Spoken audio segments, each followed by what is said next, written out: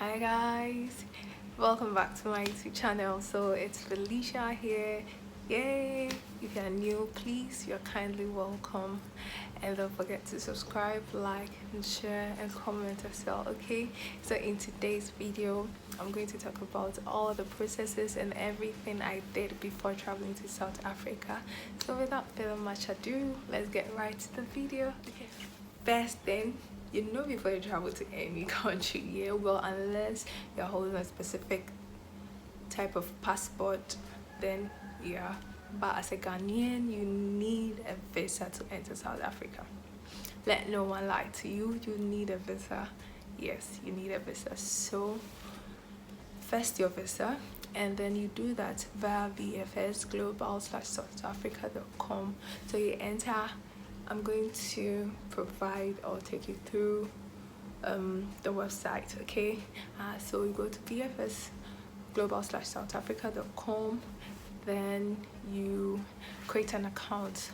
Then as you create an account, there are options or book an appointment. So you first book an appointment, or you can just walk in. If you book an appointment, it's free, but if you walk in, you have to pay a certain amount of money for just walking in, and you need to make sure you get there before 2. Their main office is located in the Atlantic Towers opposite Marina Mall in Airport City. So you can walk in anytime, but make sure you go before 2 p.m. Otherwise, guy, I have a story. So yeah, so when you visit the website, you click on the kind of visit you want. If you are going for a trip, you need a short a short stay. You click on short stay, then it will load and tell you all the documents you're supposed to submit. So for short stay, you need an introductory letter from work. That is, if you're a worker. If you're a student, I don't know, I think maybe you're admission, I don't know, you need one from school. Then your bank statement, your personal bank statement, plus if someone is sponsoring you, the sponsor's bank statements at least 3 months. Then their passport, your copy of your passport, your copy of your yellow fever. You need proof of your accommodation, and then a few other things that the website will tell you. Then you submit to the VFS office. So after they've taken your documents, you don't go through any interview. They just go through your documents to make sure you have everything. If you don't have something, they won't take it. They'll tell you to go and get it before you submit everything. Yeah, I remember going there the first time. I didn't have an introductory letter from work. They asked me to go back and bring it. Exactly. Meanwhile, I had my appointment letter from work. They said I needed an introductory letter from work. That is if you are working in a company or something. But if you're self-employed, you write one yourself. I don't know. So I got an introductory letter from work and then came back again. And the funny thing is, when I got there, it was past 2. They were like, don't take my documents. Guys, I had to cry. Funny. But then anyways, so you do that, then they'll tell you that, oh, go, you'll be called when your passport is ready. So it takes 10 to 3 weeks, 10 days to 3 weeks. So yeah, when you submit your documents, you wait for 10 days, between 10 days to 3 weeks, you should get your visa. That's if you've gotten it. So when you get it, they'll call you to come and pick up your visa. And on the website too, they have services where your visa can be delivered to you, but for your documents you have to go there in person to submit them. Yeah, that is for visa.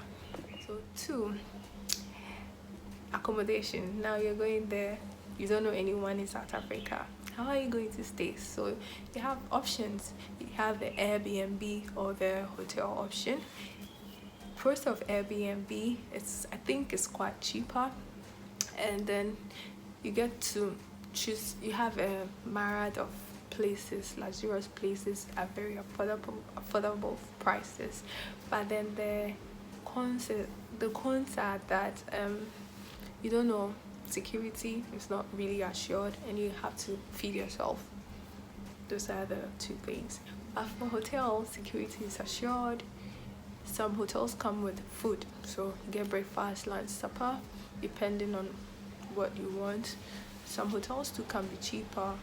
Yeah, so just look at these two. You can download the Airbnb app. It's a very great tool.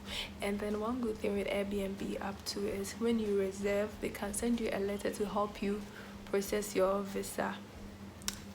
Yeah, so I had to stay in a hotel, and then it came with breakfast, so I was sorted in a way, but then I had to get lunch and dinner myself, and I was using Uber Eats. So that's one great app you can download if you feel like you won't be cooking and all those things. So just download Uber Eats, then you can order food and all through it.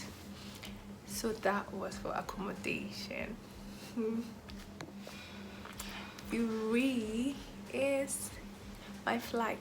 So I used South African Airways, and I think it was great. The flight was smooth, and it wasn't that packed. So the seat beside me was empty. I got to stretch my legs, then I to sleep comfortably. And yes, the food was okay. Their service was great. Yeah, I enjoyed my flight. It was nice. The food, everything. Yeah, that was what I used. And the cost then was, so you can download the South African Airway app to book, or you can choose whichever one you want depending on your budget again. But then because it's South African Airways, it's cheaper than the others. I remember then South African Airways, a round trip was like $500 and something, but Emirates was charging like $600 or the $800 or so. So yes, I use South African Airways, and I think it was great and it was good. I didn't have any issue. I didn't have any problems. So yeah, that is for the flight. So for, yes, the currency, South African currency, their currency is the rand, and I think, I don't know which one is higher, but I know that you need few cedis to get lots of rands. Yeah, that is one thing I know. So if you have like 100 cedis, you can get like 300 rands or so. So the best thing to do is to change your money into dollars in Ghana, then you can go and change it in rands in South Africa. Yes, and then yeah, things are relatively affordable. I'm using relatively, I'm choosing my words carefully. So relatively affordable, and then there are so many places to visit in South Africa. So many. Sometimes you can just use your Google Maps and enter tourist sites close to me or nearby, and it'll give you a myriad of places to visit. Yes. The last thing I want to talk about are the places you can visit. So I went to Johannesburg, and then they have the Hyde Park, they have the Nelson Mandela Square, where that place has lots of restaurants, it has lots of shops. Yes, beautiful shop. When you enter that place, you don't think you spend all your money. Nice shops. They have the giant Nelson Mandela statue at the Nelson Mandela, so you can go there and take photos. Beautiful shops, beautiful restaurants. You can do a lot of things at the square. Then how can you go to South Africa and not go on safari? You don't want to see lions. Have you ever seen a lion in Ghana? Well, in Ghana I only saw elephants. I went to Mole, but the very first time I saw an elephant was a lion was in South Africa, so you get to have that experience. And I think there's Kruger Park and the Lion and Safari Park in Johannesburg. How can you go to South Africa again? And obviously Soweto is where Nelson Mandela was staying in his early days, before he became president. Yeah, so in Soweto too, there's Desmond Tutu's house, Desmond Tutu's church is there, so you can visit all those places and take photos. Then you can visit the town itself. Very nice town, historic town, then in Soweto too, they have some two big towers, huge towers. I'm sure you've seen them in videos and photos from South Africa. Then their biggest stadium is in Soweto as well. Is it FNB Stadium? You can go and take photos there too. Then another place is the Gold Reef City. It's like it's a park where you can go and do. I couldn't go because the time I got there, one was late, and two, I had not booked online, so I just stood in front of it and took photos. Then there is a Nelson Mandela, I've forgotten, close to Gold Reef, but it was closed because of COVID. Yes. Another thing I would want to talk about, so I visited South Africa in February, and then COVID was really high, so I needed to do a PCR test within 48 hours. You need, if you had vaccinated, you needed your COVID your vaccine card, your yellow fever card. And then when you get to South Africa, they don't do a COVID test. So far as you have a negative PCR test, that is enough, but you need to have a proof to show that yes, you've done it. So that was what happened at the airport. Yes, at the airport, when you get to the airport. And then depending on wherever you are going to, there are trains available at the airport that you can just board to go to your town or your city or whatever it is.